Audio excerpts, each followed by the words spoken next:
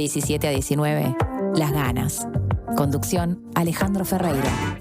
Producción, Julia Peraza. Las Ganas.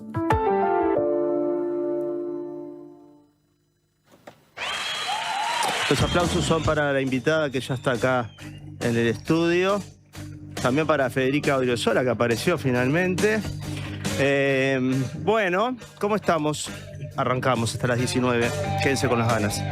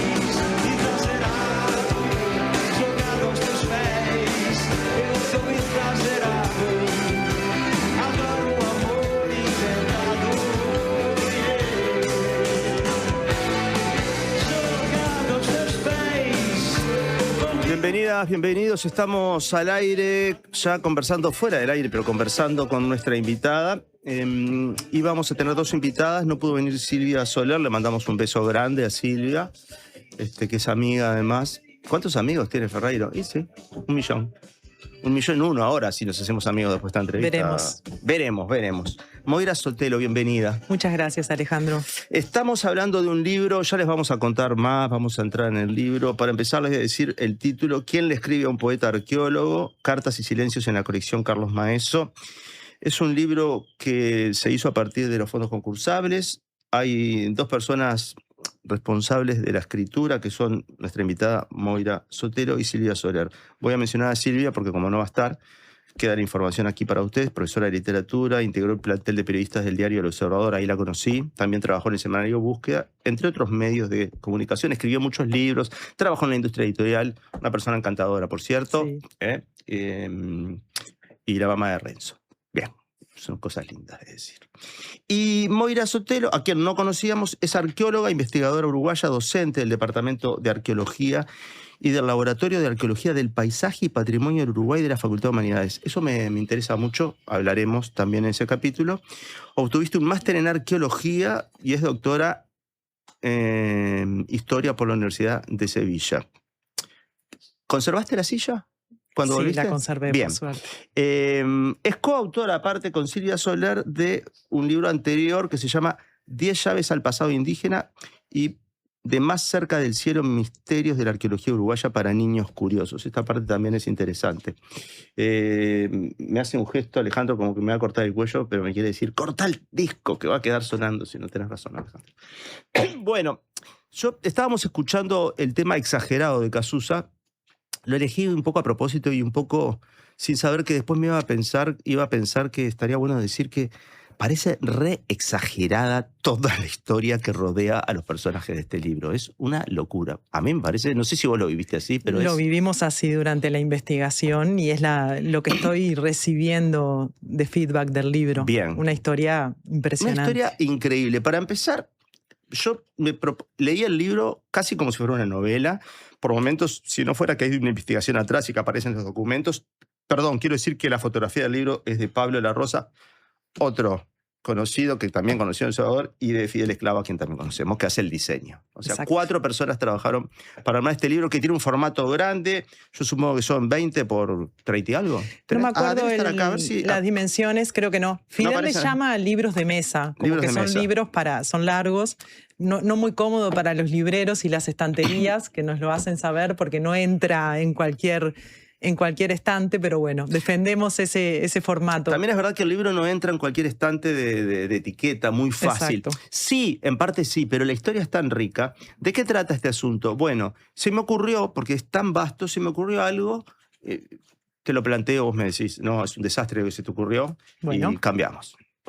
Primero que nada, en el arranque de esto hay un epígrafe de Walter Benjamin que está buenísimo, y a mí que me encantan los epígrafes, me parece muy acertado porque de alguna manera circunscribe la historia o la manera de mirar la historia que vamos a leer. Cada piedra que encuentra, cada flor que recoge, cada mariposa que atrapa es el comienzo de una colección, aunque para él todas esas propiedades formen una sola. Vamos a ir con ayudantes y herramientas antes que otros nos ganen de mano, escribió el 8 de febrero de 1954 un vecino de Villa Soriano en una carta dirigida a Carlos Maeso, que es uno de los protagonistas de esta historia, que son básicamente 2 a mi entender, ¿no?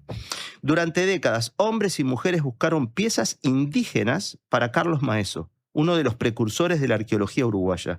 Con este aporte colectivo se formó una colección arqueológica declarada Monumento Histórico Nacional recién en 1996, hace poco, podemos decir, ¿no? Maeso recogió los primeros vestigios indígenas en 1915. Al principio trabajó solo y luego lo hizo junto a su esposa, otra protagonista del libro, Leila Tuya. Tuya es el apellido, es gracioso tener una pareja que no sea tuya, que sea tuya, digamos, ¿no? Que desde el título, es rarísimo, porque aparte hay una historia de amor que cruza todo el libro que es espectacular. Después de la muerte de Maeso, en 1963, ella, Tuya, se encargó de mantener y difundir la obra de su marido. Este libro refleja la investigación hecha a partir de la lectura de la correspondencia, no entre ellos, que es otra cosa increíble de rara, sino todo lo que recibieron de colaboradores, gente que buscaba para ellos, gente que trabajó a la par quizás, pero que no fueron tan reconocidos. Es una historia tan humana que es imponente. Más de 200 cartas y fotografías tomadas por el matrimonio durante las excavaciones. Vale decir, para arrancar nomás, que la colección tiene 65.000 piezas arqueológicas de nuestro territorio. Impresionante. Principalmente indígenas. Materiales cerámicos, en piedra también, o en roca, y en hueso.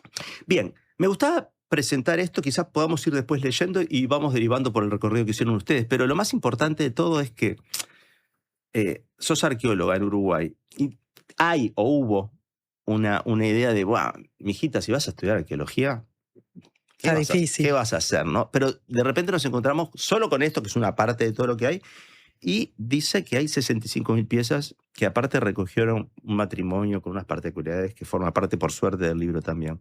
¿Cómo fue tu decisión de estudiar arqueología? ¿Dónde nace todo esto? ¿Y qué pasa cuando te encontrás con este material? Mi decisión de ser arqueóloga arranca de niña. En el colegio que yo iba, el San Isidro, en Las Piedras, Claro. teníamos una lámina grande de un indígena, no lo recuerdo bien, creo que era una pintura de Zorrilla de San Martín, pensando la hora de grande, y tenía 2 o 3 compañeras que tenían un fenotipo, una cara bastante particular, que se salía un poco de lo europeo, y me llamaba mucho la atención, veía ahí como... Y bueno, también mi abuelo materno era aficionado a la arqueología, pero ya la europea, el paleolítico, las primeras artes en Europa. Bueno, mis padres también, mucho interés por la historia. Siempre me gustó la historia y la arqueología, tenía mucha curiosidad por el pasado. Y lo indígena apareció de niña. Creo que fue en ese contexto de aula. Y bueno, y motivada también en mi casa a la lectura, a la curiosidad. Vos decís que no es... No lo digo porque me estés mintiendo ni porque te estés haciendo una película, pero un poco viste cómo funciona la memoria. No decís que de alguna manera cuando uno termina haciendo lo que es, decís, yo de chico también quería ser escritor, ahora recuerdo. ¿Hay algo o no? ¿O hay pruebas concretas? Si te investigaran a vos, tus cuadernitos de la escuela. Si me todo. investigaran, mira, en la escuela hay un documental que se hizo hace muchos años, cuando yo tenía 10, 11 años, que se llama La Caja de Pandora, que es sobre género, y me hacen una entrevista y me preguntan qué quería hacer o qué me gustaría hacer. Cuando seas grande. Cuando sea grande, y yo quería tener un estudio arqueológico en Egipto. En ese momento tenía la fantasía de la arqueología egipcia, de la cual hoy no sé prácticamente nada. Siempre ¿No te interesa tanto? No, me he dedicado a la arqueología uruguaya, que en esto que comentabas de qué vas a hacer, también después ya en la Facultad de Humanidades, cuando terminé el liceo, que es donde se estudia arqueología en Uruguay, me encontré que vivimos en un territorio que de lado a lado, de punta a punta, está lleno de vestigios de esas huellas del pasado que tiene por lo menos 14.000 años. Teníamos muy puesta la mirada en nuestra época histórica, que tiene 300 años, 200 años de bicentenario, pero en realidad tenemos un poblamiento de esta zona, por lo menos de esa época. Entonces empecé a ver que había mucho hecho y mucho por hacer también. Sabés que ayer hablábamos con Leo Lagos, que es columnista nuestro, y en un momento derivando de un libro de él que se llama Dinosaurio, que es para niños, que acá es donde conecto contigo también, él decía que en la paleontología en los últimos años Uruguay había sido una explosión de descubrimientos de cosas y de avances, ¿no? Y pienso, cuando decías que de niña tu interés vino, como todos niños, ¿no? La investigación y de las películas y los libros europeos que sobre todo pensaban en las pirámides o los ocultamientos de momias, digamos, ¿no? Un poco la imaginería como, de la misma manera como cuando somos niños pensamos mucho, a no ser que tengamos la suerte de que nos enseñen otras cosas, pensamos en los animales de Europa. Sí, claro. O sea, pasa, ¿no? Con la flora nativa, la fauna. Pasa con todo. Entonces, la arqueología, desde que empezaste a estudiarla hasta ahora, ¿qué ha pasado en Uruguay? ¿En qué situación estamos? Bueno, ha sido un boom también. Tuvimos en abril el Congreso Nacional de Arqueología Uruguaya en Mercedes, y el día que terminan la fiesta nos dice una colega de Argentina: en los últimos 10 a 15 años la arqueología uruguaya explotó. Es ¿A qué se debe eso? Bueno, es una carrera que inicia la carrera, digo, en la Facultad de Humanidades como disciplina profesional. Arranca en el 76 y los primeros egresados... En el año de la orientalidad, ahí, en ese momento. Y los primeros egresados son de principios de los años 80. Entonces, bueno, los primeros arqueólogos y arqueólogas empezaron a producir conocimiento, y bueno, es como un acumulado también. Hoy somos muchos más egresados, personas con posgrados hechos en Uruguay, en otros países. Entonces... ¿Cuál es el área de un arqueólogo? ¿El área de trabajo? Sí. ¿Qué hace un arqueólogo? Un arqueólogo, bueno, voy a contar de mí porque puedo ser un ejemplo. Por un lado, soy docente en la Facultad de Humanidades, en el Departamento de Arqueología, e integro el Laboratorio de Arqueología del Paisaje y Patrimonio. Y por otro lado, en el sector privado, trabajo en estudios de impacto ambiental. Cuando se hace una obra de envergadura, puede ser una carretera, un tren, una forestación, un parque eólico, muchas obras que pueden poner en riesgo el patrimonio arqueológico, ya sea indígena o de época colonial, histórica. Por ejemplo, trabajé en la Plaza de Toros de Colonia cuando se hizo la refuncionalización. Bueno, ahí tenés un rol de salvaguardia o de estudio en el caso de que algo se fuese a destruir. Eso también ha sido algo que a la arqueología uruguaya le ha permitido profundizar su conocimiento. Está como la investigación más académica, desde la Universidad de la República, desde las intendencias, desde el Ministerio de Educación y Cultura. Eso es como una investigación más académica, y después también está la información que se va generando como parte del ejercicio libre de la profesión, que son los estudios de impacto arqueológico. Perfecto. Así se llaman. Perfecto. Bien, tenemos que hacer una pausita en breve, pero para entrar en el libro después bien pertrechados. Estamos ante un libro que cuenta la historia de una persona, Carlos Maeso, que por ganas, por entusiasmo, empezó a investigar, a ir al campo, a trabajar primero solo, con ayudantes. Conoce en un momento a una mujer que se pliega a la tarea y que después de muerto sigue con su obra, construye un museo con sus fondos y los fondos de su marido, junta toda la... bla, bla, bla, bla. Se muere, no deja descendencia. Hay unas personas ahí que... pero el Estado lo nombra monumento histórico a este... El Estado le compra a los herederos la colección y la declara monumento histórico nacional. Bien. Hasta ahí, una historia... no como cualquier otra, pero una historia bastante lineal. Lo que pasa es que estamos ante una historia como de amor por la búsqueda, por el misterio, de amor por compartir conocimientos, por ir a contarle a los niños lo que van, pero también con un ego especial, porque no aparecen todos los nombres de los que... digo, todo aparentemente es él, aunque hay mucha gente que lo ayuda, pero no son tan considerados en los créditos. A su vez, su mujer, cuando él se muere, sigue adelante y no usa su apellido, usa el de él. O sea, es como toda una construcción también de una figura muy especial. ¿Todo esto lo sabías? No. No, algunas cosas sí, la colección, la importancia, hay algunos trabajos de algunas colegas que vienen trabajando con esta colección, pero no, lo que surge de esta investigación a partir del archivo personal de Carlos Maeso y de Leila Tuya, que son cartas que acompañan a la colección de piezas, porque cuando hablamos de la colección Carlos Maeso, son esas piezas arqueológicas, pero también el Estado conservó cartas, fotos y documentos personales de ellos, diarios, en fin, artículos de prensa, un montón de cosas que están en el Museo Nacional de Antropología. Ustedes trabajan con todo ese material y además van al campo, van a recorrer lugares que hicieron ellos, recorren, las comen los mosquitos, pisan el barro, un poco esa tarea que en la época de él era mucho más todavía difícil de realizar, supongo por condiciones de tecnología y... en fin, bueno, de todo esto llegamos a un libro que tiene esas cartas, obviamente, pero también toda la historia de ellos. La historia, curiosamente, reciben muchísimas cartas, pero ellos no se intervienen cartas entre ellos. Cuando se conocen los primeros años de vida, no hay mucho registro de cómo fue esa pareja.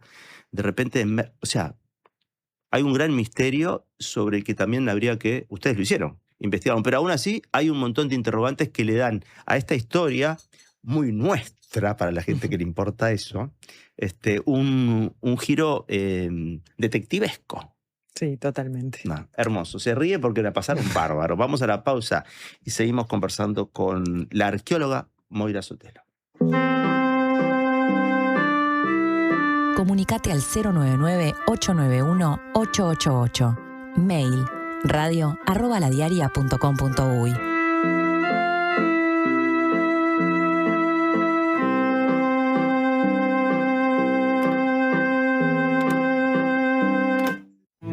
Homeopatía Olivencia. Idóneos en elaboración de fórmulas homeopáticas y florales. Lográ el bienestar físico y emocional de forma natural. Olivencia te escucha. Comunicate al 099-471074 o visita nuestra web olivencia.com.uy. Todos con Gonzalo Moratorio. Gonzalo necesita continuar su tratamiento médico tanto en Uruguay como en el exterior. En Habitat ponemos a disposición el colectivo número 146734 en pesos y dólares. Podés colaborar acercándote a cualquiera de nuestros más de 520 locales en todo el país. Junio en el Teatro Solís. Recital de violín y piano, junto a la violinista japonesa Akiko Suwanai y Ryo Yanagitani en piano. Manuel de Falla, 150 años. El regreso a Uruguay del pianista español Javier Perianes. Piano Piano. Andrea Aroa y Luciano Superviel, danza y música en tiempo real. Gala Gloria del Rosario. Memoria, tributo y un acto de amor al flamenco. Otoño en la Zabala. Historias con las que construimos pasado y presente. Consulta la programación en teatrosolís.org.uy. Teatro Solís, Intendencia de Montevideo. Nuestro periodismo hecho radio. 97.9. La Diaria Radio. Hay una cancha donde juega la selección y hay otra donde jugamos todos. En una se cuida el arco, en la otra se cuida la salud. Son partidos distintos, pero con algo en común: la importancia de estar bien acompañado. Por eso Médica Uruguaya juega afuera de la cancha, cuidando a los que están adentro y a todos los uruguayos. Médica Uruguaya, sponsor oficial de la selección y la salud uruguaya. Este año viajá por Uruguay de punta a punta con Red Pagos. Participá y ganá una escapada para 2 personas, todo incluido. Desde Artigas hasta Montevideo. Vos elegís el destino. Registrate en ganarestamacerca.com.uy y sumá chances pagando en locales de Red Pagos o en Mi Red Pagos. Red Pagos, más cerca. Ver bases y condiciones en ganarestamacerca.com.uy. Las ganas diarias. ¿Y las otras?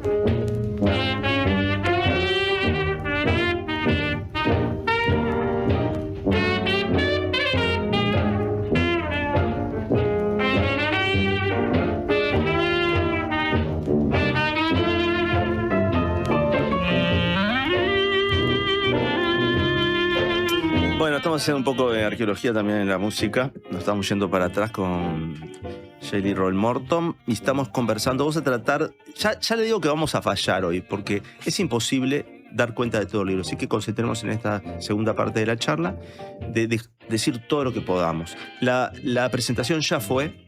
No podemos invitarlos a ustedes a eso, pero sí que vayan a buscarlo si les interesa a cualquier librería, supongo, ¿no? Fue la primera presentación ojo, en el Centro Cultural de España, que esa fue la semana pasada, pero el 12 de junio estamos en Maldonado, en la Fundación Manolo Lima, y después vamos a girar también por otros departamentos. Hermoso. Contame lo que te parezca fundamental para que la gente sepa lo que hicieron. Bueno. A partir de que ya hablamos bastante, pero bueno, hay una peripecia que solo saben ustedes. El libro tuvo 2 caminos, 2 viajes. Uno fue por Uruguay, por el territorio, y otro fue a través de las lecturas de cartas de un archivo personal. Cartas que le llegaron a Carlos Maeso. 200 aproximadamente. Sí, este hombre que vivió en la primera mitad del siglo XX, falleció en 1963 y que, como decías del libro, en 1915 ya empezó en Montevideo a juntar piezas arqueológicas. Él se autodefinió como poeta y arqueólogo, por eso es el nombre del libro. También publicó 3 libros de poesía, además de arqueología, pero bueno, nosotros nos metimos en ese mundo para este libro en las cartas y en los viajes. O sea, hacer los viajes que había hecho él y las cartas, además de, fotos que están en el archivo que también incluyen el libro. Perdón que te interrumpa, ¿Sí? Quiero aclarar porque venimos de la pausa que quien habla es Moira Sotero Rico, voy a usar los 3 definitores que pusiste acá. Es arqueóloga investigadora uruguaya, y Silvia Soler, que es profesora de literatura, también trabajó con ella, pero no está acá presente. Tanto la investigación, bueno, y los textos.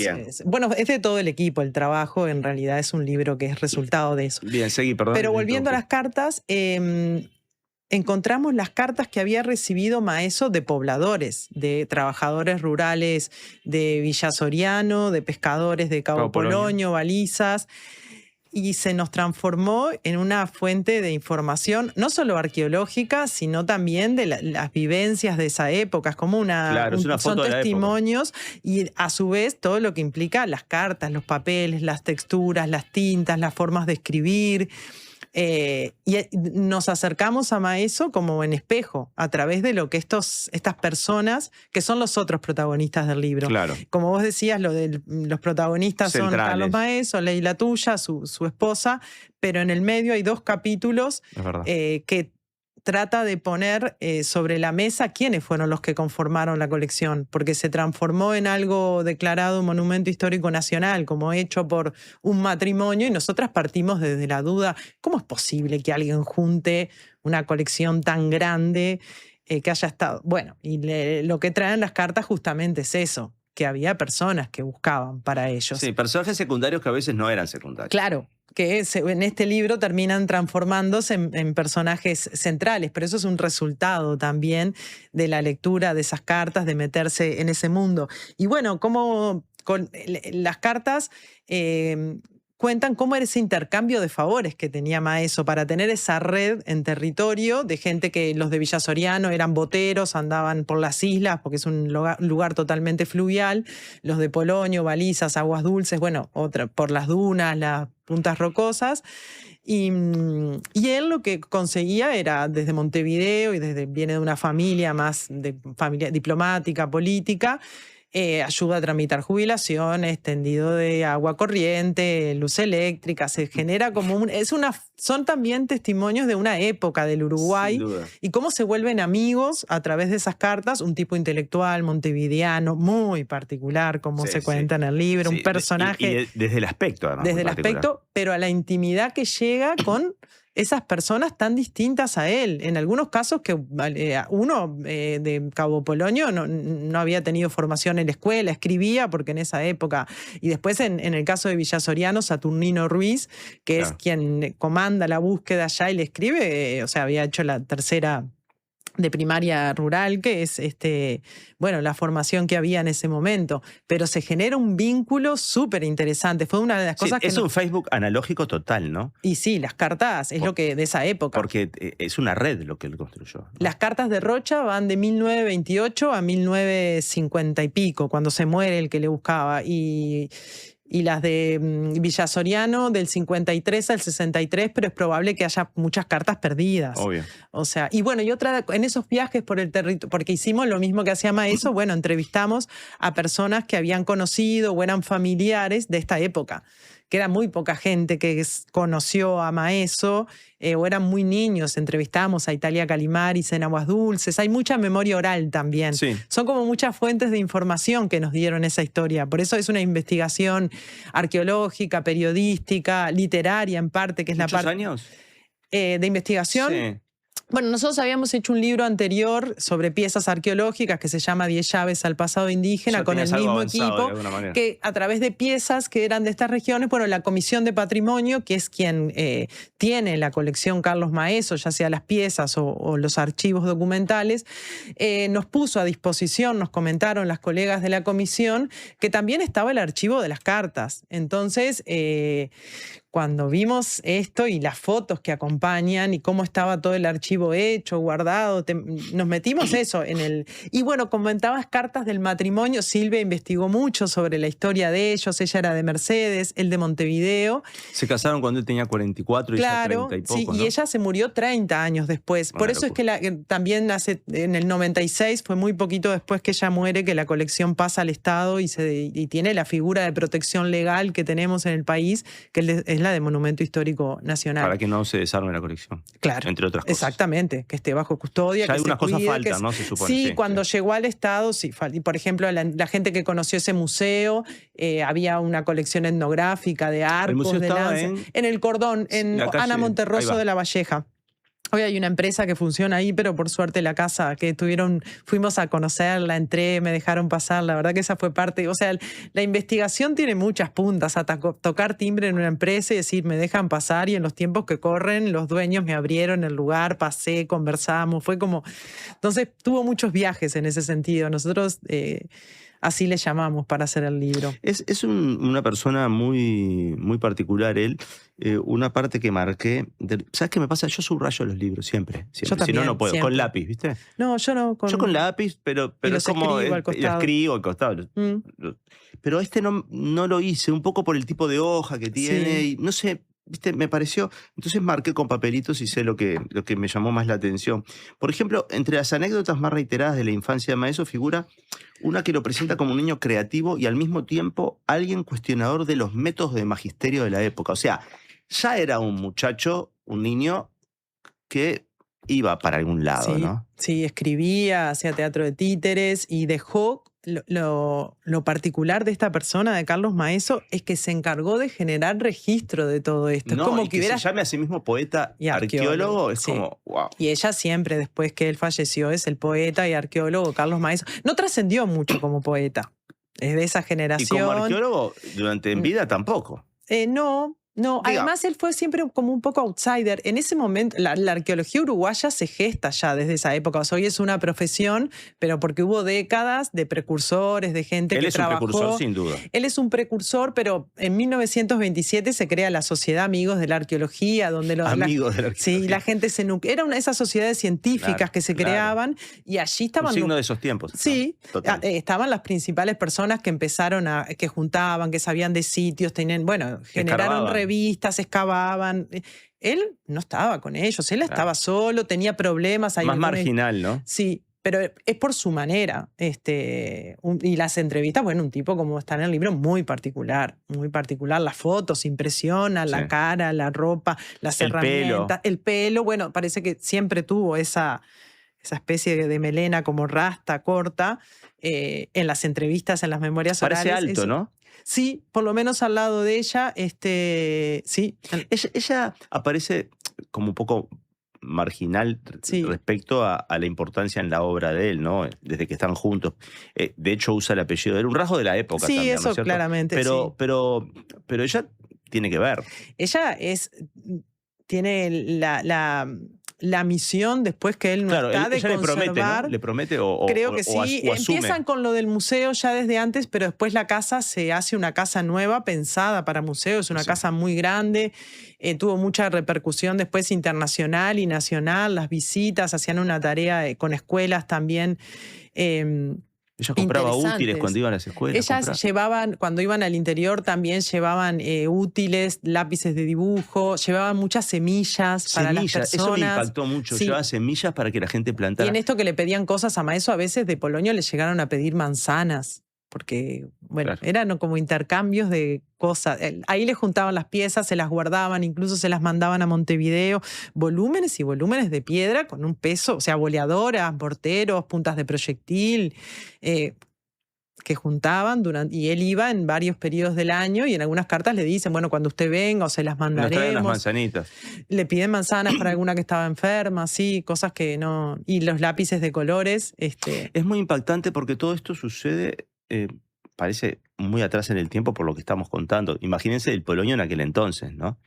Sí. Cómo entraba, cómo sacaba fotos, 20. cómo iba, cómo hacía esos recorridos. Recorrió lugares increíbles, ¿no? Sí. O sea, mucho recorrido.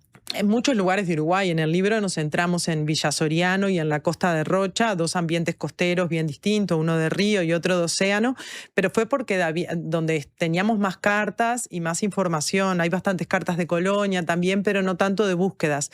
En la Comisión de Patrimonio siempre nos han planteado que, bueno, que esa fue la parte del archivo que se conservó, que así como se perdieron piezas, es probable que se haya perdido cartas. Muchas cartas, fotos que hubiese. De hecho, no hay ninguna carta entre ellos dos, que ahora que comentabas de esta historia de amor tan particular. Bueno, quizás porque... Con Silvia siempre nos preguntamos, ¿dónde está la información? Pero en el libro, si no me equivoco, no me equivoco, en un momento dice algo así como que quizás si existieron era cuando vivían a distancia. Claro. Porque después cuando se juntaron, parece un matrimonio que no se separó. No. Y después en el archivo, bueno, el archivo... ¿Es una historia de amor también? ¿O es dudoso eso? Porque al no tener no hay tanta información de comunicación entre ellos, ¿cómo era ese vínculo? O sea, no sé, por momentos yo pensaba. Yo bueno, creo pero, que es una historia de amor, sí, ¿no? sí. Yo- Una pareja muy que la debe haber unido mucho su amor por la naturaleza y por la arqueología. Compañeros, sin duda, Sin a su duda, sí. modo, Sí, como sí, habrá sí, sido en sí, esa sí. época. No, y el Después está compromiso de ella con la obra de los dos, él. pero considerada como de él, era como. Y Ella lo que nosotras logró no que anal- llegara sí. a ver su visión que se concretara, Sí, ¿no? sí. Y él como que hubiera pensado todo para trascender y para que algún día, Silvia decía, estuviera alguien esperando para llegar a escribir su biografía, porque empezó a guardar todas esas cosas desde niño y esas historias. Muchas también creemos que eran escritas por él, o mismo las notas de prensa donde se habla muy bien de él. Claro. Están todos los borradores en el archivo, o sea, Son, las son escribiría. comunicados de prensa que él mandó Claro, y los y hace tomaban tal pasar cual. como notas de prensa. Ahora pasa también. Sí, me imagino. En ese momento era menos fácil de probar o de mostrar, pero sí, una pareja que es parte del libro, muy particular. Esas piezas, preguntas ahora, ya ha planteado el tema, la gente puede conseguir Sí. el libro, ¿estamos de acuerdo? Están las principales librerías, Están las de, principales de librerías. Montevideo y los otros departamentos. Bien. Preguntas para sacármela del medio porque hay que hacerlas, pero Sí. no son las más importantes, pero son definitorias. ¿Ustedes tienen una página o algo donde la gente pueda asistir a esto sin comprar el libro? No. No, el libro está El libro digital, no está. Pero no, tampoco tienen un sitio web del libro, ni un Instagram del Tenemos proyecto. un Instagram. Nosotras es el cuarto libro de arqueología que hacemos. El Instagram de ustedes. El Instagram sí que se llama Más Cerca Ediciones, Bien. que ahí compartimos información, páginas del libro, pero no tenemos una web o un Bien. sitio donde esté. Nosotros podemos, cuando demos cuenta de que estuviste acá, podemos poner Más Cerca Ediciones para que la gente... Sí, claro. Bien, perfecto. Es importante señalar eso, el archivo está y las piezas en el Museo Nacional de Antropología y también se pueden visitar Eso alguna te de quería ellas en preguntar. Villa Soriano. En Villa Soriano hay un museo de la Intendencia de Soriano que tiene en exposición, se llama Museo Maeso, parte de las piezas Bien. que se recuperaron allí. Está bueno para la gente que nos escucha al interior que sepa que no tiene que venir hasta acá para ver No, las claro cosas. que no. Y que Bien. vamos a estar en Villa Soriano y en Mercedes en agosto Divino. a presentarlo. Pregunta. ¿Se termina esto en algún momento? O sea, vos terminás este libro. Yo pensaba, ya está. No seguís relojeando como un periodista que sigue visitando la fuente para preguntarle, che, aquello, ¿hay algo más, algo nuevo? Mira, eso es algo, el libro hay un momento que hay que entrarlo a imprenta y bueno, es como que se termina, pero no se termina, pero empiezan a surgir un montón de anécdotas de la gente que lo va leyendo, que lo compró. Por ejemplo, alguien que me contó que desde niño iba al museo con Leila Tuya y estaba siempre con ella y cosas que había. Entonces, después hoy, por ejemplo, cuando se lo di a López Más, que es un profesor, colega nuestro. Es columnista de esta radio en el programa de Sofía. No, en La Colmena. Puede ser. No, López Más, no, sí, perdóname. el arqueólogo. López, me empezó a contar de cuando iba a Polonio y le llegaban los... O sea, empiezan a surgir un montón de historias que nos van contando que ahora dije, tengo que empezar a anotar porque... Claro, porque hay colegas o gente académicamente cercana que te... Y de los lugares. Por ejemplo, alguien empiezan a pregunta acá, ¿están conectarse. hablando de Carlos María Maeso? Bueno, no. Esa es una... No. Hay una calle que se llama Carlos María Maeso, creo que es Carlos María... Creo que su padre también se llamaba Carlos Maeso. Silvia es la que estuvo más en esa búsqueda, pero no es Carlos María Maeso, el mismo. Bien. O sea que tenés que terminar el libro, pero se quedaron con material. ¿Pensás que pueden aparecer cosas de él o ya Mira, sí, por no ejemplo, pero me gusta. Algo que buscamos en los viajes y no encontramos fue cartas escritas por él. Entonces, no se conoce la letra. Bueno, se conoce la letra de él por los apuntes, archivos, claro. y en algunos reversos de fotos que están en el libro. La carta daría también una perspectiva emocional de él, ¿no? Porque la tenés que buscar. Bueno, en sus libros de poesía. Claro. Sí, pero es difícil, por lo menos yo no la entiendo mucho, es muy particular.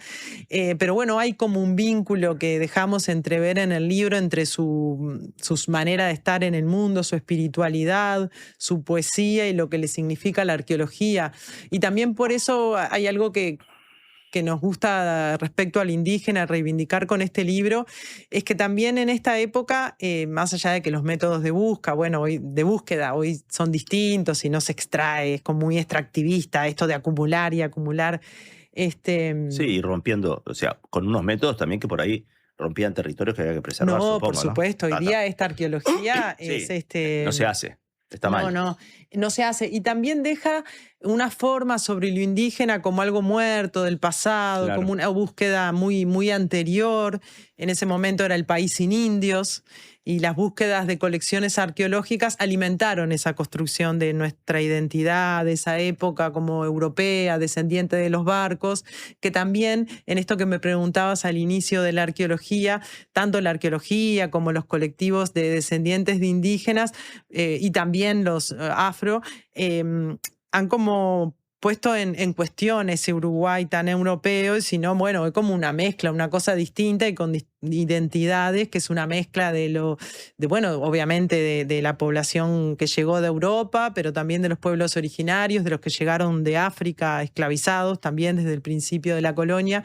Entonces, bueno, siempre atrás de estos libros, además de poner en valor las colecciones, las personas que buscaron, bueno, la propia obra de Maeso, que es enorme, y de Leila Tuya, también, bueno, intenta como aportar esa mirada más actual de que, bueno, se excavaba de esta forma, que hoy día ya no se hace. También la mirada sobre lo indígena es muy distinta que en esa época. Maeso, por ejemplo, extrajo muchos esqueletos humanos, excavaban túmulos, o sea, cementerios. Hoy día, bueno, esas cosas no... Estaba con un calderín un poco más eso, ¿no? Y tenía un afán de coleccionar, que es algo impresionante. Claro, Sí, es un coleccionista. Es un coleccionista. Bien. De hecho, fue una de las... En esto que comentábamos en la pausa, de lo difícil que fue el nombre del libro, el coleccionista era uno de los nombres. Remite al coleccionista de huesos, también, a novelas un poco... Claro. Sí. Claro, yo le decía, pues se llama, lo digo para que lo recuerden, se llama ¿Quién le escribe a un poeta arqueólogo? Cartas y silencios, esto es clave en la colección Carlos Maeso, de Moira Sotero, quien nos acompañó y le agradecemos mucho a la arqueóloga, Silvia Soler, que trabajó, investigó con ella y también escribieron juntas, Pablo La Rosa, la fotografía y el diseño de Fidel Esclavo. ¿Más cerca? No, sí, más cerca ediciones. Para terminar, ¿estás en otras cosas? Sí. Bueno, sí, en investigaciones. ¿Podemos molestarte para preguntarte algunas cosas? Podés, claro que sí. ¿Por fuera del aire? Sí. Para seguir avanzando en arqueología. Bueno. ¿No? Porque ya me parece que es una persona que tenemos que decir, ¿qué sabes de esto, de esto, de esto? Y así se va construyendo una red. Porque cuando hablaba con Leo ayer, claro,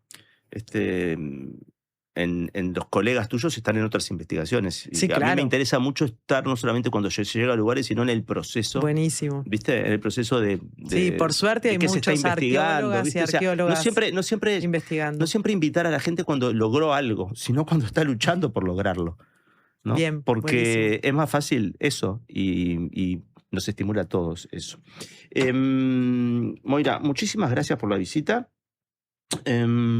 Pensaba que para mí el silencio más importante, no sé por qué el personaje esto es, ¿era amoroso o no con Leila? ¿Cómo era el vínculo amoroso? A mí eso me deja como muy intrigado, o sea, como no hay cartas entre ellos, ¿él era el patrón de todo o había realmente una sociedad donde ella a lo mejor era también? Te quedaste con la duda del libro que me quedé yo también. No, eso es lo que... Hay un momento en el libro que digo, esto no me lo van a revelar porque no lo saben. No lo supimos.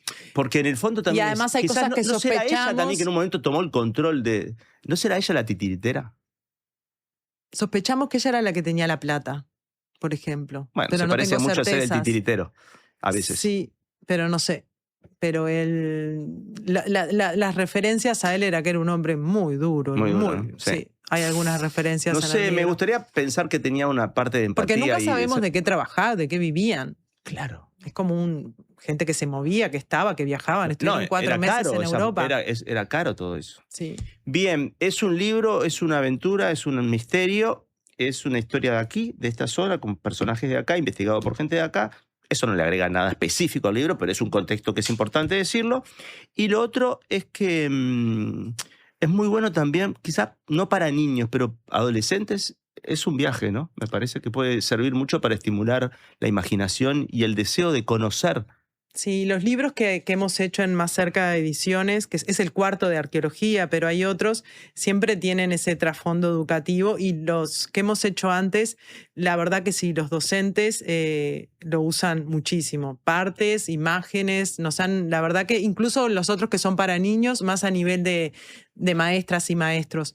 Pero también vemos que este tipo de libros que acercan ciencia y arte tienen en los docentes un ámbito bastante importante para su uso después en aula. Muchísimas gracias, Moira. No, gracias a ti. Que sigan adelante con el libro y que la gente esté atenta porque van a presentarlo en Villa Soriano el 10. El 12 de junio, ya iremos poniendo en Instagram, siempre vamos publicando. La próxima es en la Fundación Manolo Lima, que es una fundación preciosa en Maldonado, el viernes 12 de junio a las 6 de la tarde. Perfecto. Para la gente de Maldonado. Estar enterados.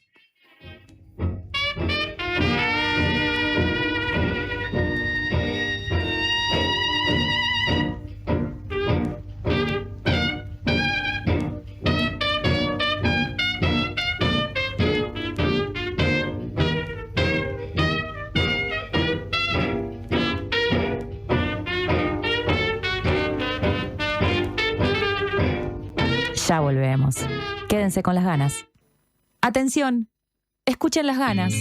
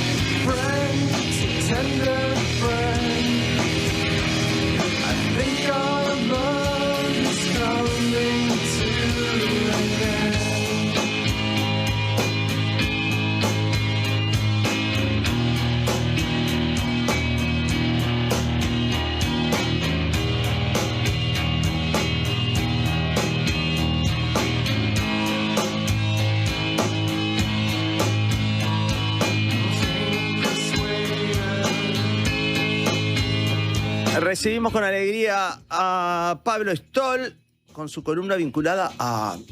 Buenas tardes. Buenas tardes, ¿cómo estás, Pablo? Estamos muy bien. Me alegro muchísimo, nosotros también estamos genial. Ayer lo dijimos 3 veces en el programa y lo vamos a repetir al comienzo de hoy. Pueden participar siempre, pero hoy especialmente a través del 099-891-888. Pueden contestar estas consignas que tira Pablo, que son 2 o 3, pero se entiende, es como una atmósfera para que participen. La última vez, si no nos equivocamos, estuvimos hablando de la noche de los lápices. Sí. Y muy bien, pasaron cosas increíbles ese día, es un programa muy, muy especial. Y dimos un poco vuelta la página para llegar a la comedia romántica, digamos, o para espejar la cosa. ¿Hay alguna comedia romántica que se parezca a tu vida, Pablo? Debe haber. Debe haber. Ah, muy buena respuesta. Debería haber. Debería haber. Bueno, la pregunta para ustedes, si quieren participar para enriquecer esta charla, para hacerla más ancha, es, por ejemplo, ¿hay alguna comedia romántica que se parezca a tu vida? ¿Cuál? ¿Tuviste algún momento que pensaste, che, esto que me está pasando, esto que nos está pasando, esto que te está pasando, parece salido de una comedia romántica. ¿Cuál? Yo abro el juego contando una experiencia, una anécdota que cuando la viví me pareció que era como re de comedia romántica, pero a la vez era re montevideana. Principios de los años 2000, fin de una relación. 2000, dijiste año 2000. Al principio de año 2000, sí. Fin de una relación, la puerta de mi casa, y se da como un momento como de lo que las comedias románticas se llama el gran gesto, ¿no? Como un gesto que en el cine a veces se llama como bigger than life, o sea, más grande que la vida. Entonces, la chica de la película, vamos a decirlo de esa manera, me hace una declaración muy altisonante en la cual dice: yo querría estar contigo, pero no puedo estar contigo. No sos vos, soy yo, digamos. Da 2 pasos, estira su mano y un taxi que atinaba a pasar por el lugar se clava ahí y ella abre la puerta, me mira, yo la miro, entra.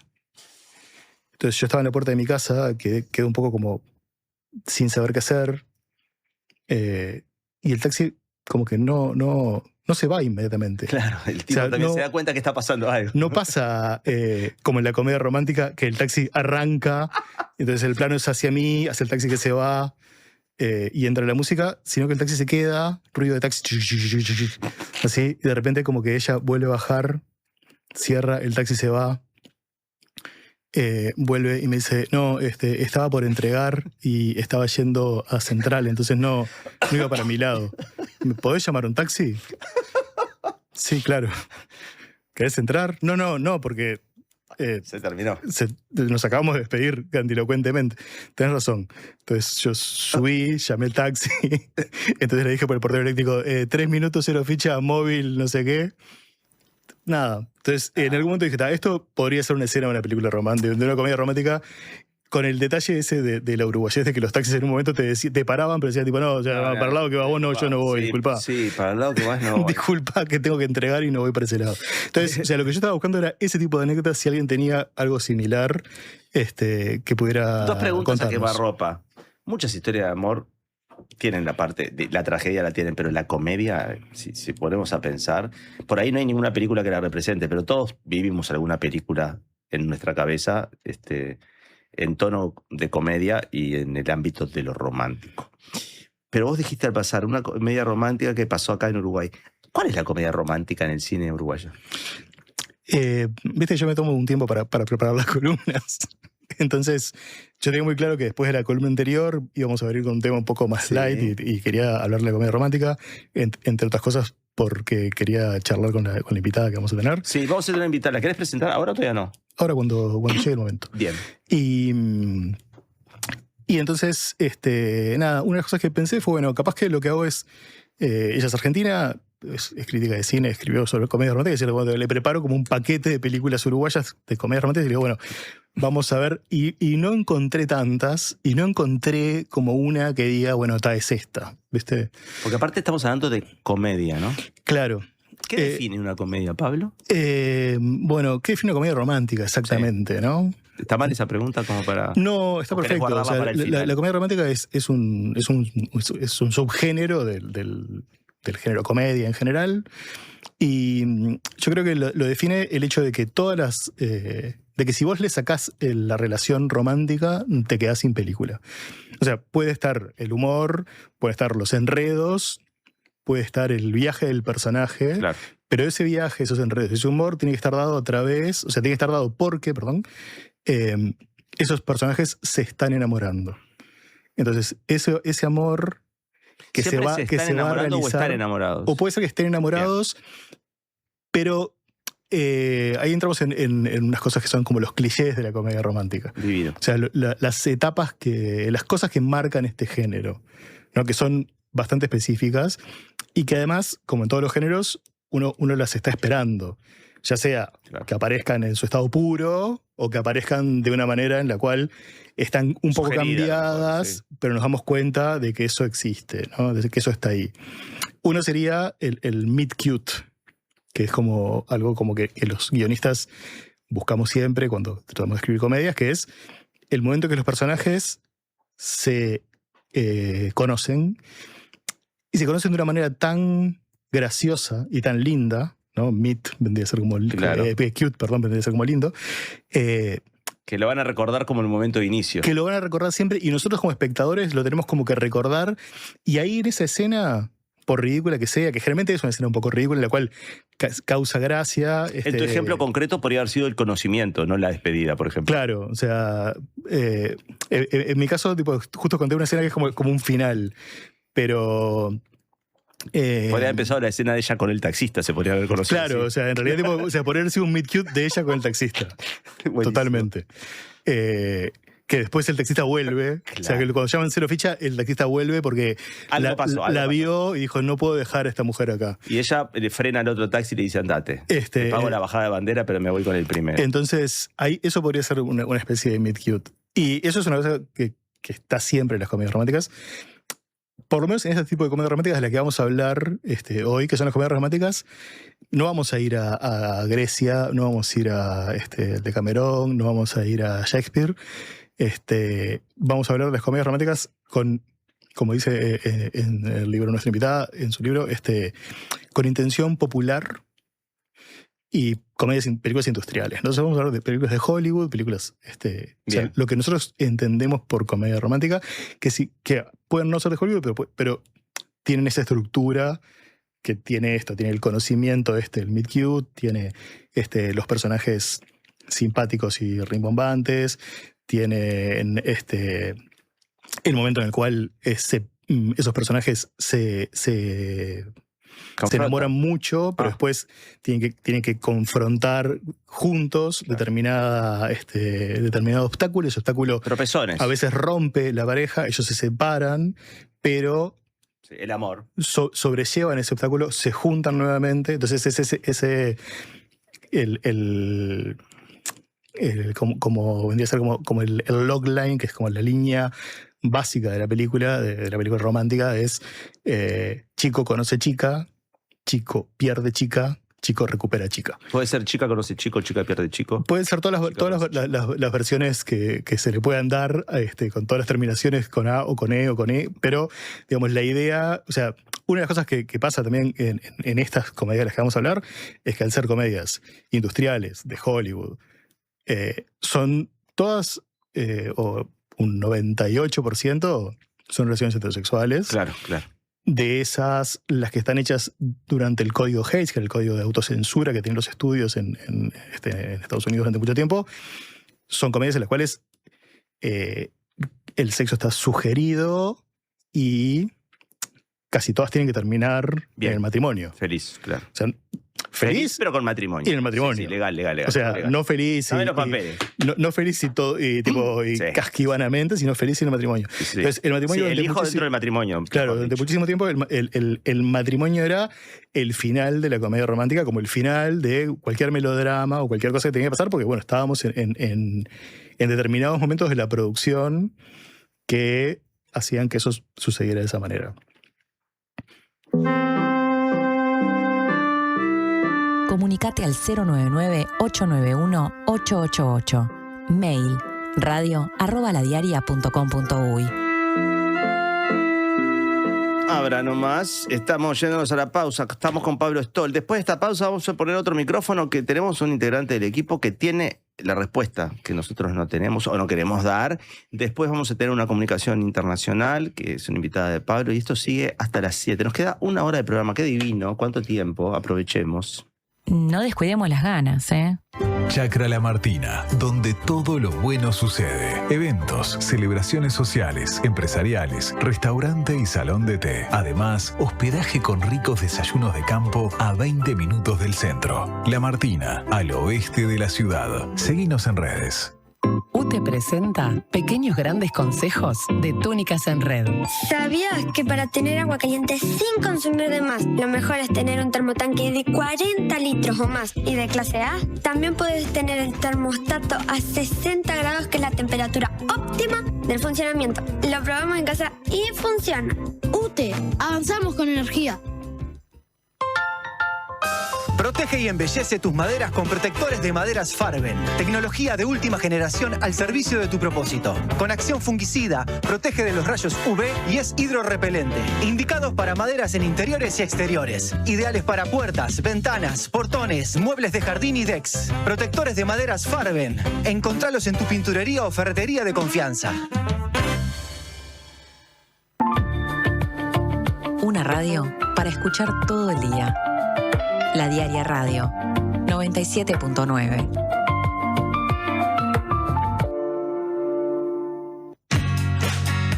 Siempre hay una librería cerca tuyo y la mejor forma de cuidarla es comprando ahí tus libros. En La Diaria amamos las librerías y el amor es correspondido. Por eso con tu suscripción accedes a un 20% de descuento en las siguientes librerías de Montevideo: El Yelmo de Mambrino, La Lupa, Librería América Latina, Moebius, Club Cultural Charco y Amazonia. Leer tiene beneficios. La Diaria. Las ganas van y vienen. ¿Querés que te preste esto? Mira, te lo voy a prestar. Julia, ¿qué cosa con Julia? La productora me dice, producime esto de la escucha, Alejandro, quiero escucharme. Acá estoy, haciendo como tengo que hacer, produciéndola a ella, divinamente. A ver si te escuchás, Julia. Julia Peraza, nuestra productora, es quien a veces habla con ustedes. Si la llaman, estamos ahí. ¡Ah, qué divino! Julia, la verdad que estuvo bien, porque del equipo es la única persona que, no sé si se animó o ha tenido una vida que es una comedia romántica. No. Pero ¿tenés una película vos? Así que te la identificás con algo que te pasó.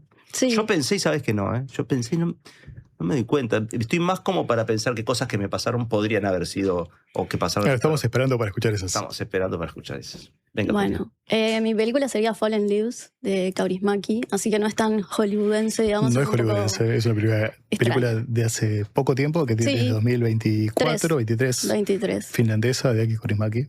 Exacto, porque bueno, lo que me pasó a mí una vez fue que fui a un concierto, que era de Buenos Muchachos en Atlántida, me acuerdo.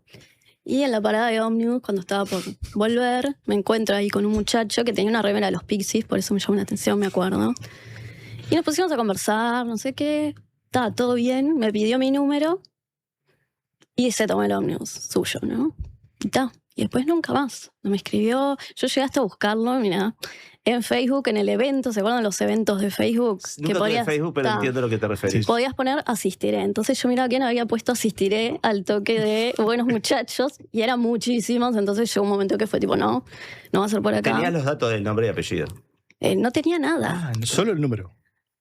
Él supuestamente tenía mi número, tenía tu número y pero no me escribió. Bueno. Entonces yo dije, ¿qué pasó? Claro, yo lo buscaba mirando las fotos de perfil a ver si se parecía a él. Ese era el dato, lo que te quería preguntar, ¿cómo lo buscaba? Exacto. No sabía ni el nombre de pila nomás. Pero creo que ni siquiera, o me lo olvidé, no sé. Bueno, cuestión que nunca me escribió y después a los años, creo que fueron años, me lo encontré en el living, ahí se acuerdan, el living. En otro boliche. Donde se bailaba abajo en el sótano en esa época, no sé si sigue. Prato y Polié, ¿no? Polié, sí. Es por ahí, sí. Y me dijo que había anotado mi número, pero apretó mal un botón y se le borró. Estos chicos de la época del teléfono, ¿viste? Antes con el papelito no te pasaba eso, perdías el papelito a lo mejor. Pero... Exacto. Y bueno, y ahí volvimos a hablar, no sé qué, me pidió realmente mi número, se lo anotó, y después tuvimos citas, no prosperó mucho, pero a mí se acordaba a Fallen Leaves porque le pasa eso a los personajes. Yo no vi esa película. Yo la vi y no me acuerdo. Bueno, pasa que es como también una serie de infortunios, ¿no? Que hacen que no se pueda concretar esta pareja, digamos. Y sucede que él pierde el número, ella le pasa el número, creo que es así en un papel, el papel se le vuela, no sé qué, y no puede volver a encontrarla, entonces va como a la puerta de un cine, que es donde la había conocido todas las noches, a ver si se la cruza. Pablo, el relato que hace Julia de su historia, de su experiencia, ¿lo consideramos un meet cute? Podría ser un meet cute, pero tendríamos que saber un poco más de qué pasó en ese momento en la parada del ómnibus como para ver cuán cute fue ese Cómo meet. cada uno lo vivió también. Claro, o sea, no, si fue... Fue cute. Sí, Fue muy cute. claro, o sea, si Qué bien, ¿qué Julio. pasó con la remera de los Pixies? ¿Cómo fue que se vieron? Si hablaban de los- si sí. él se cayó arriba de No tengo tantos tipo, recuerdos. Pisó un charco de agua. Claro, esa o noche sea, y- si el momento, o sea, que si él estaba con una campera, pero pasó un ómnibus y le tiró un charco, entonces ahí se sacó de la campera Y aparece y la abajo remera de tenía la remera de los Pixies. Pixies y ahí, o sea, eso puede ser como una especie de un poco más de meet cute. Bueno, yo lo vi muy cute, pero no recuerdo tantos detalles. Fue hace muchos años. Pará, y una pregunta más, Julia. ¿Y tenía un ambiente de comedia ese encuentro? No sé si de comedia. ¿Te conectaste con esta otra peli, más que nada? ¿La peli esta es Sí. una comedia? Y es Es una un comedia poco. finlandesa, sí. Claro. Las Sí. comedias finlandesas tienen sus detalles. Es un digamos. poco, pero bueno, me hizo acordar de esa y en general como todas esas películas que suceden ese tipo de cosas, ¿no? Que es muy común en las comedias románticas de, no sé, me acuerdo una de mis favoritas que es Miracle Mile. Esa sí es más estadounidense por lo menos. Totalmente. Que también pasa que el personaje se tiene que despertar para ir a la cita y tira un cigarro, el cigarro quema un cable, no sé qué, y no le suena el despertador. Y ahí también, como que trata de encontrarse a la chica, pero no tiene el número, no sé qué, como todas esas series de desencuentros, digamos, entre los personajes, que también me hizo acordar de After Hours, que es otra en la que también no es tan romántica, pero al principio parece romántica, después no lo es, No lo es. tanto. Pero esa cosa de la confusión y que te encontrás con uno y que te perdés y no sé qué, me hizo acordar un poco a eso. Y después tuve otra experiencia que fue más experiencia que diría, esto podría haber estado en una película, pero no la asociaría con una película. Ni romántica Claro. ni de comedia. Ni romántica ni de comedia. No a una particular así, pero de eso que decís, esto es re de película. Sí. Pero Bien. da. Muchas gracias, Julio. Una pregunta. ¿A qué hora tenemos nuestro contacto internacional? Y 20. Y 20 ahora minutos. estamos, En unos y minutos. 11. Bueno, gracias, Julia. Bueno, ¿no querés Perdón. escuchar mi anécdota? Ah, ¿la vas a contar? No, Sí. yo sentí que la No, habías pensé, contado. claro, pensé que era como de película de terror y que no le ibas a contar. Pensé que te la querías guardar y fui muy conservador, No, pero no. vamos al frente. ¿La Claro, cuento? Sí, claro. Bueno, también fue mi cumpleaños, estaba saliendo con un chico, idas y vueltas, no sé qué, no avanzaba la cosa. Pero en mi cumpleaños me regaló como una especie de fanzine, ¿no? Como con unos cómics. Y yo dije, qué raro este regalo, yo ya lo tenía. Y le dije, ya lo tengo, no sé qué, no sé qué. Está. Nada, después idas y vueltas, no sé qué. Y años después, desarmando una caja que tenía ese fanzine, lo di vuelta y tenía un poema escrito. Del lado de atrás. Sí, que me había escrito él. Era un poema medio humorístico, ¿no? No era una cosa súper, pero era un poema Ese poema en romántico. ese momento te hubiera choqueado. Hubiera cambiado. Sí. Hubiera cambiado la Claro. cosa. Eso, dentro del cliché de la comedia, es el malentendido. El Bueno, ahí va. malentendido. El momento Eso en el cual malentendido. un personaje hace una cosa, hace un movimiento y la otra persona o no lo ve, o no lo entiende, o lo entiende mal, o cae en las manos equivocadas. Claro. Exacto. Entonces vos prestabas el fanzine a tu mejor amiga, que en realidad siempre había estado enamorada de él. Claro. Y ella se da cuenta de que era para vos, pero en realidad lo tomaba para ella. O sea, ahí podríamos haber arrancado. Hay un enredo ahí. El enredo. Hubo un enredo, sí. Pero no lo puedo asociar a una película así en concreto, pero me dio muy ese perfil. Muy bien ese ejemplo. Pero menos mal que lo dijiste, perdón, no teníamos entendido. Mal vos. No, los dos, ninguno de los dos. No, yo he pensado que era una cosa como que iba Como más es reservada, hacia que otro es reservada, lado, claro, sí, sí. hacia un lugar como más Julia, muy No, pero reservada, eso es súper comedia Soy. romántica. Lo soy. Es súper comedia Sí, romántica, claro, sí. tipo, una persona o sea, cualquier persona que hace un también tiene que ver con eso que hablábamos antes del el gran gesto, ¿no? O sea, como esa cosa que en las comedias románticas es el momento en el cual él agarra un micrófono y se para y le dice a todo el aeropuerto Sí, esta mujer. que está enamorado de esa mujer. Una cosa que quería, me he olvidado, pero quería, esta columna está dedicada a una amiga A ver. que hizo un gran gesto en el aeropuerto de Carrasco hace mucho tiempo, en el aeropuerto viejo todavía, y paró el avión. O sea, hizo lo que se hace en las películas. No. ¿Onda se va, mi amor? ¿Lo paro? Sí, ella estaba Sí. en Punta del Este con su novio que no era de este país. Tuvieron un desencuentro, un malentendido. Él dijo, bueno, entonces yo me tengo que ir, no tengo más nada para hacer aquí. Ella le dijo, adelante. Él se tomó el ómnibus correspondiente, llegó a Carrasco, ¿Bajó? bajó, Compró pasaje y me voy. ya había comprado el pasaje y dijo, bueno, me voy.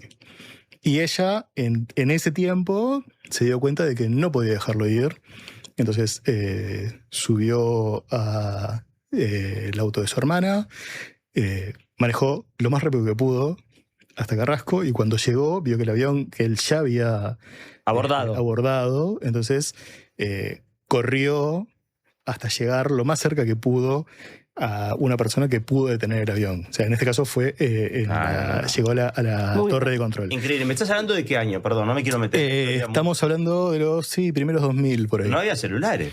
Había pocos celulares. Claro, porque hoy no hay amor posible, no hay romanticismo. Hoy te llamo por celular, no te vayas, perdoname, no sé qué. Y claro, se corta no todo. había celulares y tampoco había estábamos en el aeropuerto. O sea, hay el gran gesto del aeropuerto, que es uno de los clichés de la comedia. Sí.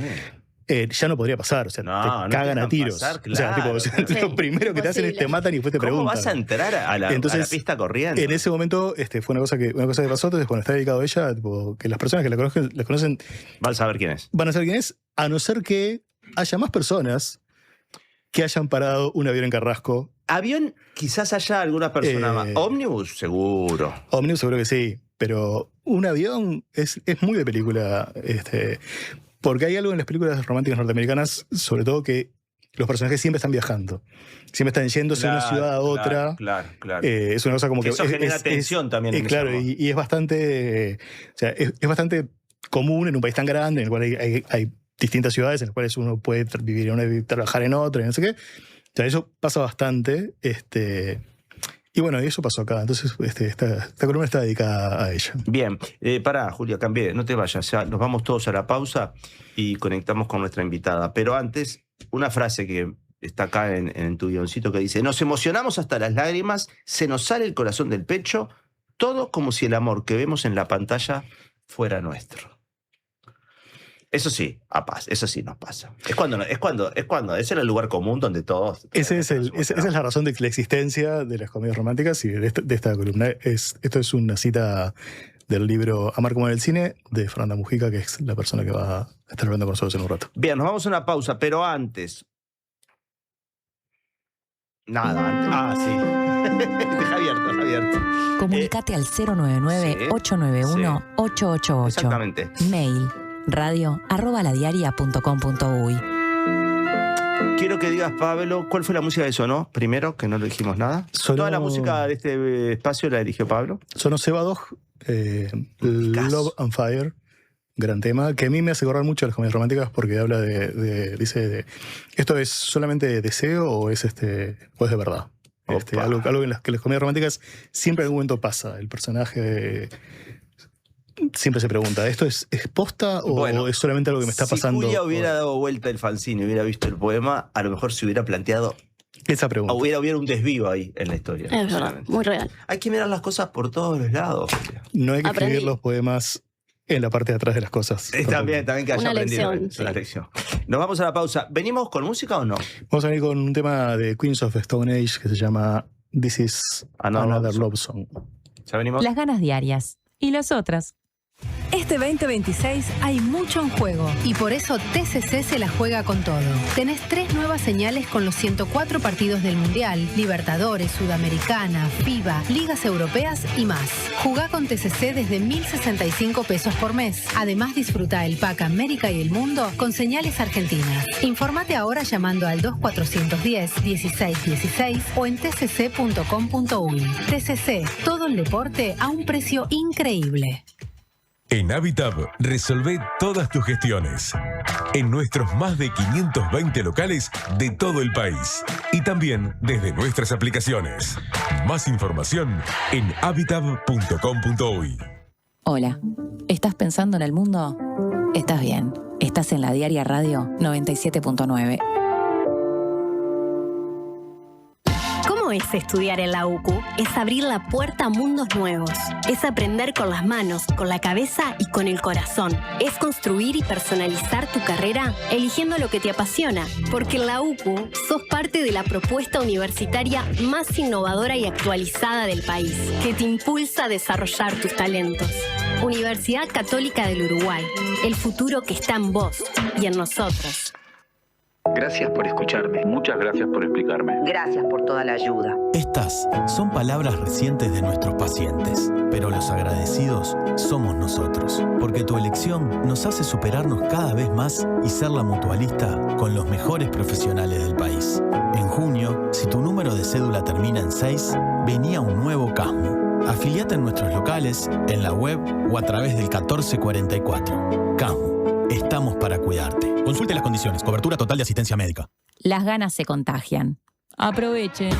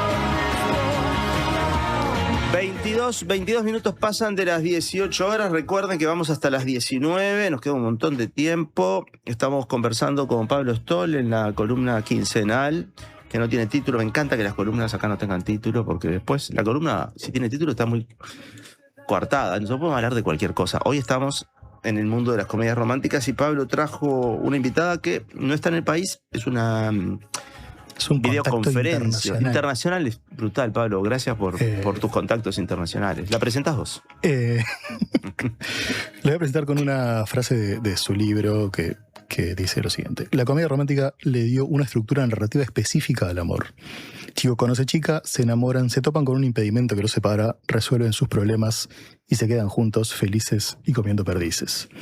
Eso es una parte muy chiquita del libro que escribió María Fernanda Mujica junto con Natalia Trenko, que así es como he decidido yo decirle a un nombre que tiene un montón de... Tiene una Z después de leer Trenko. Un montón de consonantes, y que le pregunté hace un rato a Fernanda cómo se decía, y me dijo que nadie sabe cómo se dice. Entonces, bueno, yo decidí decirlo así. El libro se llama Amar como en el cine, comedias románticas de ayer y de hoy, de Paidós, y es de 2017. Se puede conseguir en Uruguay, desgraciadamente no en papel, pero sí como ebook. Si lo googlean, les van a seguir varios lugares donde conseguirlo. Perfecto. Es un gran libro sobre las comedias románticas, pero es un gran libro de cine. O sea, un buen libro de cine te tiene que dar ganas de ver cine y no de no verlo. Claro. Y te dan ganas de ver esas películas que se nombran y muchas otras películas más. Y bueno, creo que ya tenemos en línea a... Las personas que están en YouTube, a partir de ahora nos van a ver a nosotros, pero mejor que la vean a ella también, que es la protagonista en este tramo. Bienvenida, María Fernanda. Hola, Fernanda, ¿cómo estás? Muchas gracias. Vos sos periodista del diario La Nación de Argentina, ¿verdad? Sí, así es. Y crítica de cine también. ¿haces más cosas? Porque yo te conocí primero te conocí como miembro del universo de Hoy Tras Noche, participando en un podcast del cual yo soy bastante fanático. Y después me hiciste una nota cuando estrené mi película última en Buenos Aires hace poco, y ahí me di cuenta que además además de participar en Otra Noche, eres una periodista de espectáculos, digamos. María Fernanda, ¿qué es Hoy Tras Noche? Así la gente que no está entendiendo puede también tener una idea más de vos. No, Hoy Tras Noche igual es un podcast, yo no tengo ese podcast, digamos, lo hacen Santiago Calori. Santiago Calori y Fiorella es un podcast buenísimo de cine que lo recomendamos definitivamente, y son amigos y participo ahí. La verdad que me parece buenísimo que Pablo me haya conocido por eso, porque me parece genial. Es un buen lugar para que te conozcan. De hecho, creo que fue un episodio que estabas muy resfriada. Sí, lamentablemente. Es un episodio que tosíamos mucho. Había muchas toses. Otro colega también, y sí. Podía quedar bien según cuál fuera el episodio, sobre qué tipo de cine podía haber quedado bien.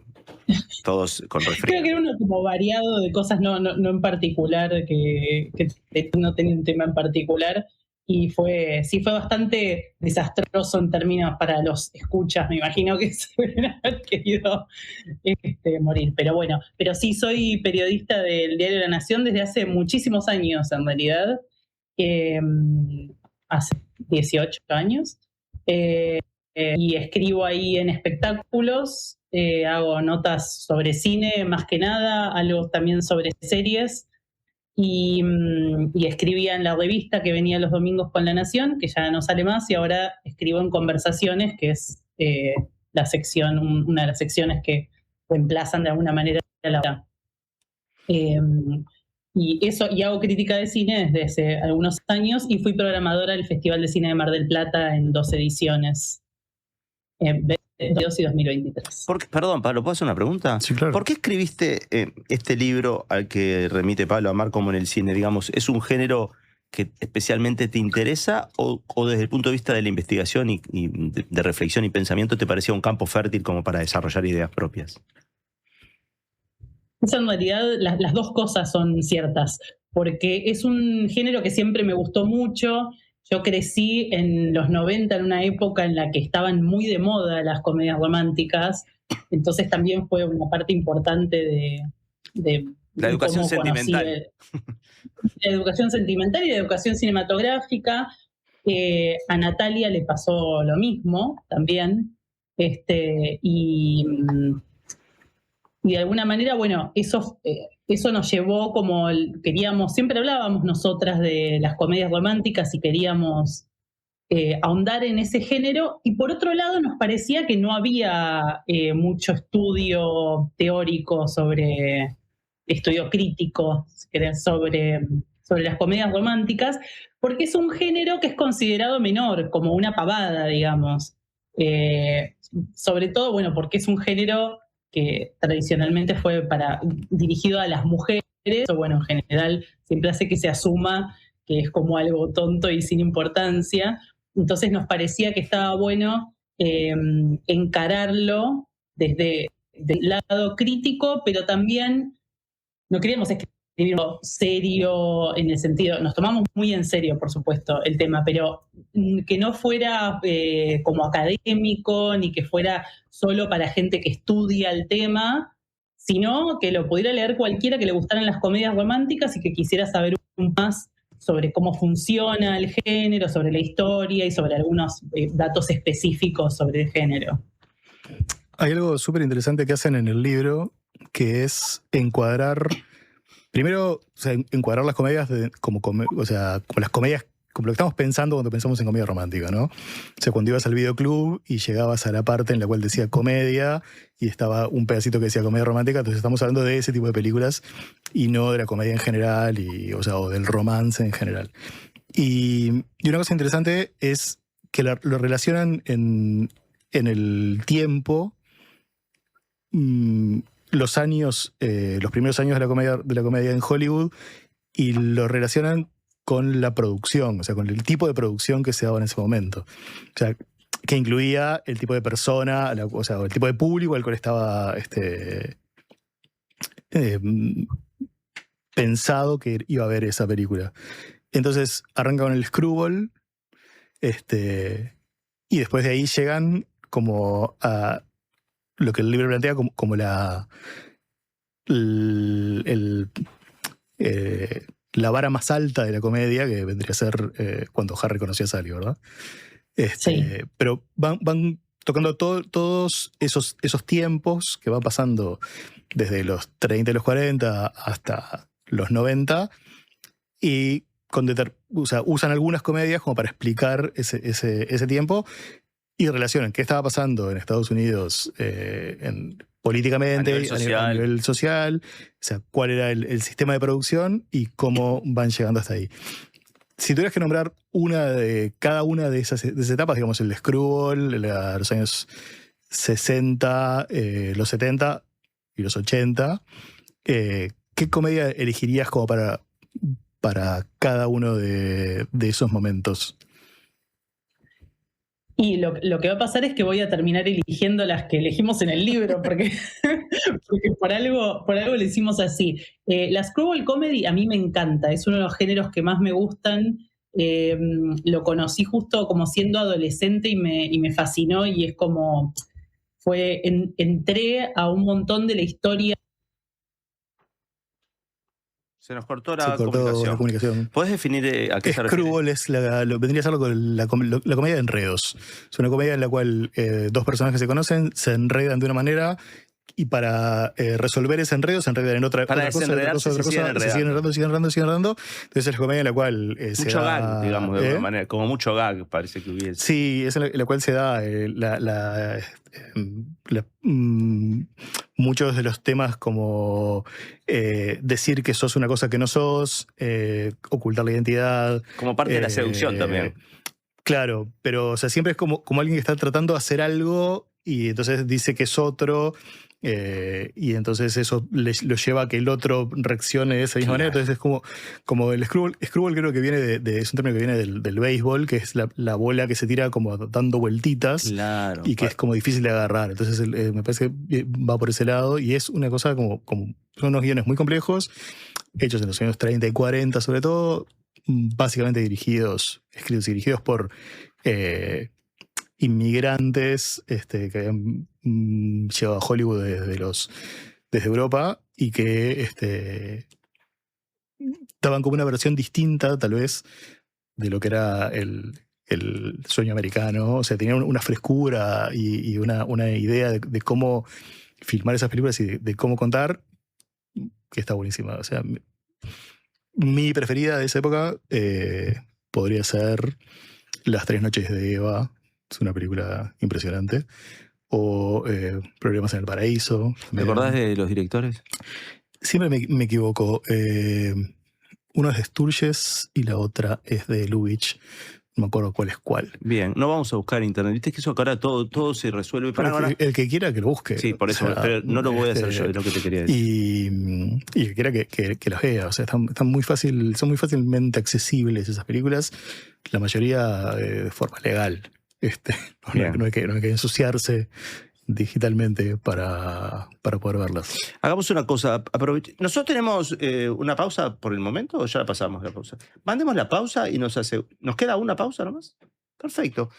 Por ahí mandamos la pausa y ganamos tiempo para que se vuelva a establecer la comunicación, y esperamos a nuestra invitada. Alguien manda un mensaje que yo estaba pensando en esto, lo voy a decir. No sé, porque con Pablo descubrimos que pensamos que nos llevamos mucha más edad de la que nos llevamos. Y había en la televisión uruguaya los fines de semana la comedia de Darío Victory. Sí, un clásico ejemplo de comedia de enredos, de tres puertas, un sillón. Exactamente, ¿no? Y lo dice un oyente y yo enseguida pensé en eso. Comedia de enredo, tres puertas, un sillón. Perfecto, pausa, ya venimos. No se vayan, quédense con las ganas. Primero está la tierra, el origen, la esencia, lo que es único y propio de una localidad remota en la inmensidad del mundo. Después, la tradición y la historia, lo que cuentan los que entienden entienden de los ciclos y tiempos de la naturaleza. Al final está el cuidado y el respeto por todo ese recorrido. Seis Montes, cafés del mundo tostados en Uruguay. Te esperamos en nuestra tienda en Rivera 2208, esquina Polié, o en la web. ¿Vas a pintar? Confía en Ciacolor. La marca de pinturas que más crece en Brasil y en Uruguay tiene el producto indicado para vos. La calidad que necesites al precio justo. Si vas a pintar, confía en Ciacolor. Hola. ¿Estás escuchando Diversidad de Opiniones? ¿Estás bien? Estás en la Diaria Radio 97.9.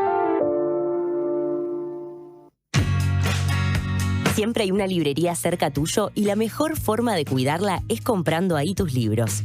En La Diaria amamos las librerías y el amor es correspondido. Por eso con tu suscripción accedes a un 15% de descuento en las siguientes librerías de Montevideo: Guarida, La Libélula, Lannister, Afrodita, Pocho Libros, Librería Montevideo, Lotremont, Oso Libros, Lecturas Cómics y Librería Selvirrey. Leer tiene beneficios. La Diaria. Como esas cosas que no mueren.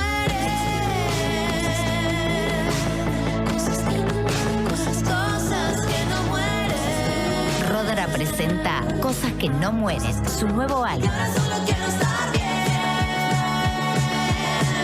Bien. Y ahora solo quiero estar bien. Cosas que no mueren de Rodra. Escúchalo en Spotify y en todas las plataformas digitales. Edita Bizarro. Continuemos con las armas.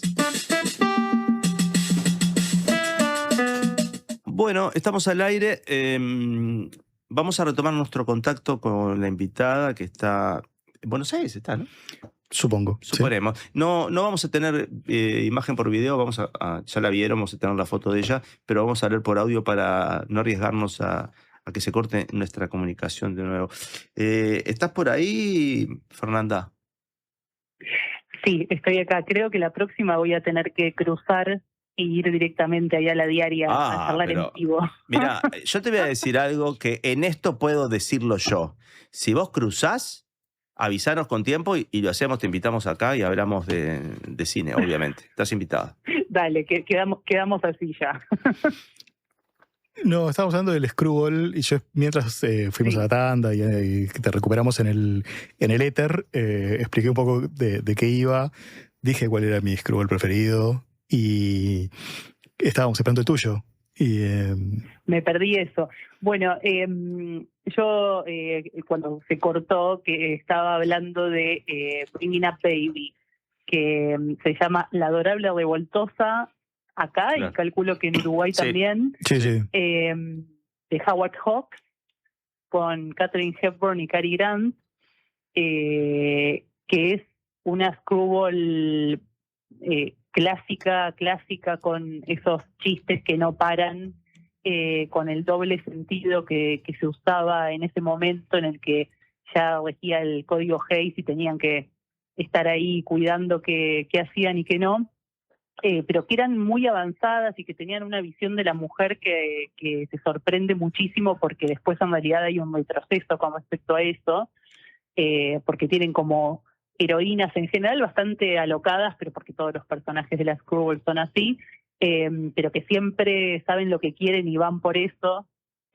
Así que esas comedias a mí me fascinan. Para mí, La Verdad Revoltosa es como una de las mejores. No sé cuál dijiste, Pablo, que era tu preferida. Yo dije Las Tres Noches de Eva.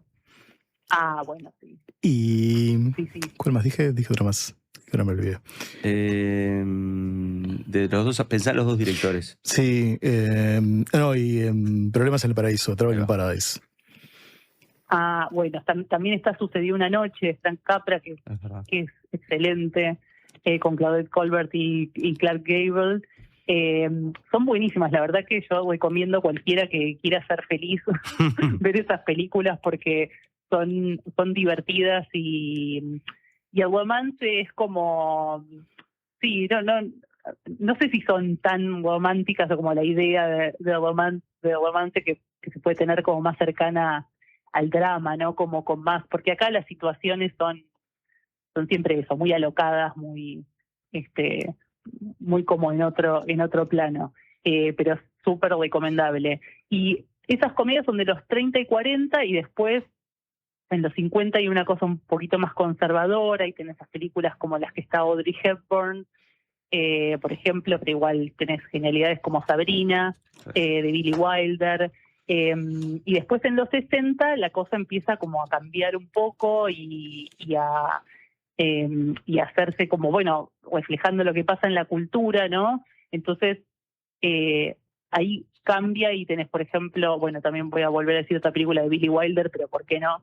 Repetir todas las películas de Billy Wilder. Que es Piso de Soltero, The Apartment, que ya tiene una cosa un poco más amarga, y con una visión de la sociedad también distinta a la idealizada que podía tener en los 50 o en los 30, 40, que a pesar de que estaban en medio de una crisis tremenda, igual en ese momento es como que las películas estaban como en otro universo, ¿no? Donde todos tenían mucho dinero, excepto una que se llama My Man Godfrey, que es muy buena, que juega un poco con los problemas de clase, etcétera, pero si no es más o menos eso lo que pasa. Y los 70 ya tenemos el nuevo Hollywood que, bueno, porque siempre, perdón, voy a hacer la aclaración, estamos hablando de películas de Hollywood porque en el libro ese fue como el límite que le pusimos, ¿no? Porque siempre hay que poner un límite, sobre todo no es un libro tan largo, y bueno, eso es como así delimitamos, son comedias de Hollywood, comedias románticas de Hollywood. Y en los 70 el nuevo Hollywood no le interesa la comedia romántica, porque va como cosas más cercanas a mostrar una realidad más dura, vienen como más de la contracultura. Entonces ahí podés tener algo como una película que a mí me encanta, que es extrañísima, que es Harold y Maude, que la verdad no me acuerdo cómo se llama en castellano, Hal Ashby, que es una comedia negra romántica, porque tiene pero la relación en su centro es un chico de 18 años que está obsesionado con el suicidio, siempre hace como así actings para sus padres para llamar la atención, y una señora de 80 que es como todas las ganas de vivir juntas y que es una excéntrica, y bueno, eso es una relación como muy particular y es muy representativa de lo que pasa en el cine en esa época en Hollywood, ¿no?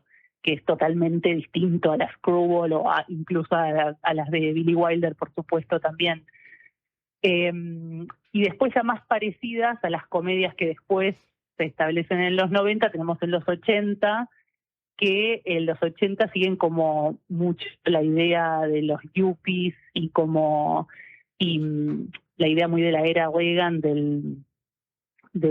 sobre todo como de lo económico, como lo más importante. Entonces en esas películas en general el tema amoroso, que es siempre como el centro, que siempre el centro en la comedia romántica, ¿no? Conseguir ese amor, formar esa pareja, está siempre unido a un avance económico, de carrera. Entonces ahí tenemos, por ejemplo, Secretaria Ejecutiva de Mike Nichols, que es muy sobre eso, ¿no? El personaje de Melanie Griffith, que asciende en esa escalera de la carrera desde secretaria a ocuparse directamente de finanzas, etcétera. Tiene como una cierta... tanto, se enamora de Harrison Ford.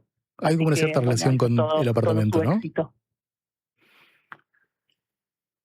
Hola. Hola, ¿me escuchaste? Que hay como una cierta relación con El Apartamento entre Secretaria Ejecutiva y Piso de Soltero. Hay como algo que las une de alguna manera, ¿no?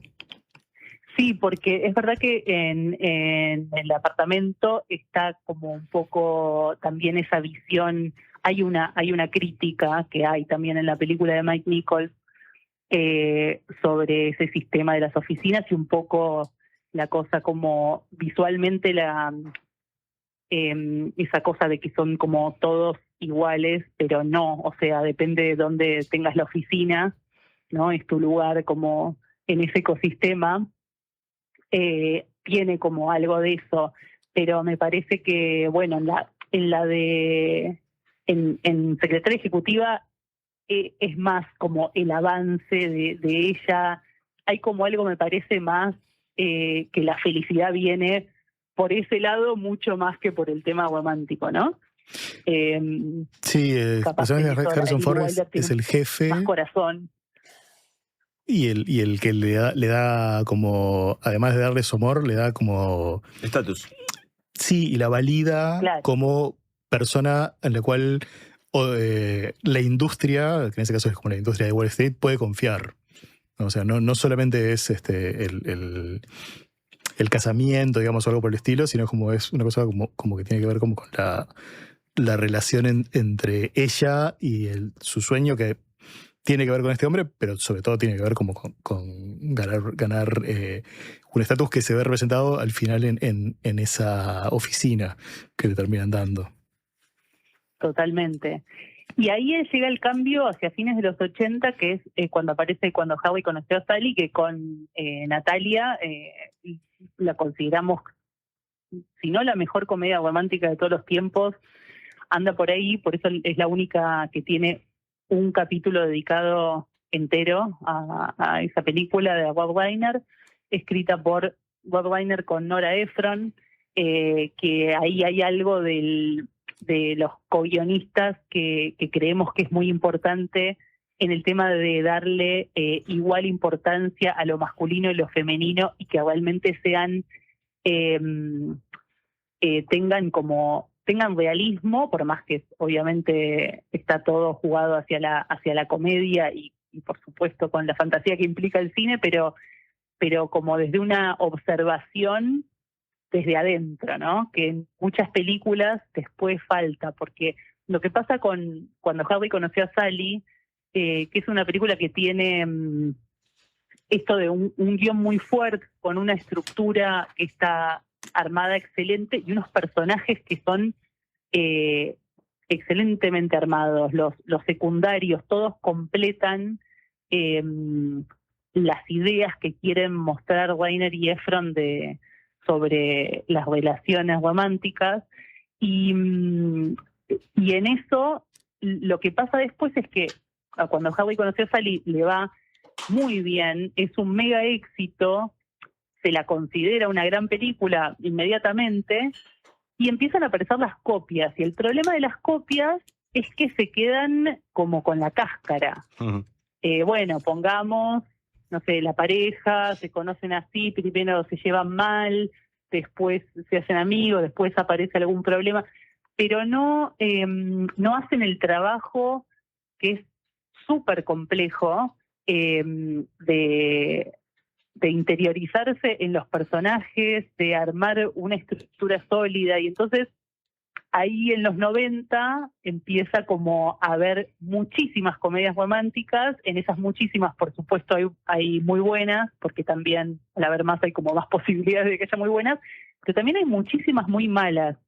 Y es lo que termina ya en los 2000 llevando como una crisis al género, en la cual ya no se puede sostener esas mismas copias que se hacían. ¿Y cuál te parece que es digamos, el libro termina un poco en el momento, el libro es del 2017, termina un poco en el momento de crisis, llamémosle más agudo, de la comedia romántica? Ya existen las plataformas, ya existe como otra forma de ver el cine y otra forma de considerarnos como público segmentado, bueno, todas esas cosas que sabemos que hace ahora el algoritmo para los dueños de los estudios. ¿Qué salvás de las comedias del 2000 para acá? ¿Cuál salvarías? Es bastante complicado, pero quiero tomar esta idea de que el libro tiene varios años y que de hecho ahora está viendo como un resurgimiento del género, lo cual todavía tenemos que ver a qué nivel de calidad llegan o a qué nivel de innovación para adaptarse al siglo XXI. Pero, qué sé yo, de esas de las 2000 es un momento como muy difícil. Yo diría que más acá, ya más cerca, hay algunas películas que son más interesantes, algunas hasta de plataforma. Hay una, por ejemplo, que se llama Quizás para siempre, que está en Netflix, pero es una película de plataforma, o sea, nunca estuvo en el cine, que es muy buena y que tiene algo como de Cuando Harry conoció a Sally. Los protagonistas son asiático-americanos, o sea que como con eso un poco quiebra esto que tenía Hollywood de que eran todos blancos norteamericanos, ¿no? Como el mismo tipo de personajes.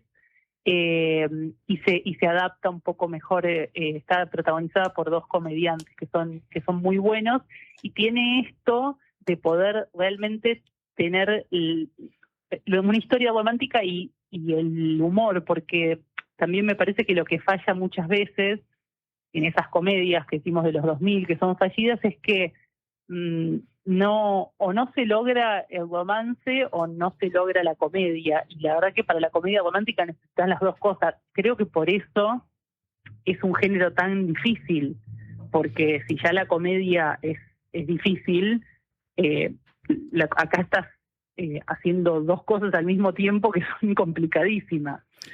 Hay algo que trazan en el libro, perdón, una cosa que trazan en el libro que me interesó mucho, que era primero presentar la comedia romántica como parte del género fantástico, que me parecía como una idea interesante, como de...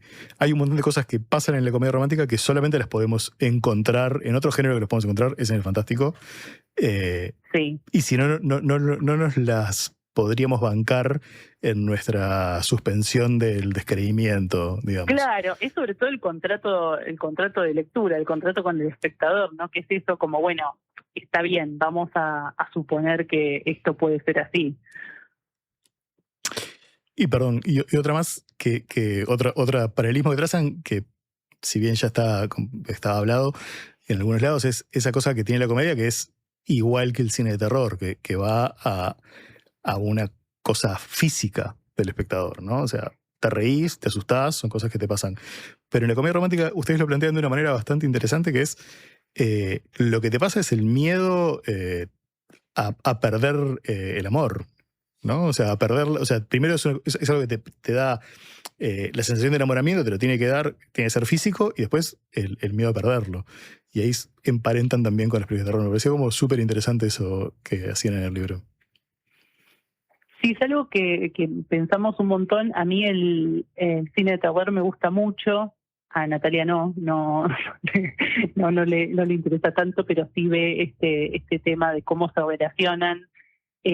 También, que es muy difícil de hacer y muy fácil de copiar cosas superficiales que se supone que con eso podrías lograr el efecto que querés lograr, pero no hay forma de hacerlo si no es como, bueno, siempre nosotras le damos mucha importancia al guión porque pensamos que ahí es donde de verdad está todo. Si ahí no funcionan los personajes, no funciona la estructura, me digo que después es insalvable. Y también hay algo interesante, que es que a veces las comedias románticas podrían ser una película de terror si le cambias un poco algunas cosas, ¿no? Totalmente. Porque, bueno, que es eso lo que también se empezó a discutir tanto, ¿no?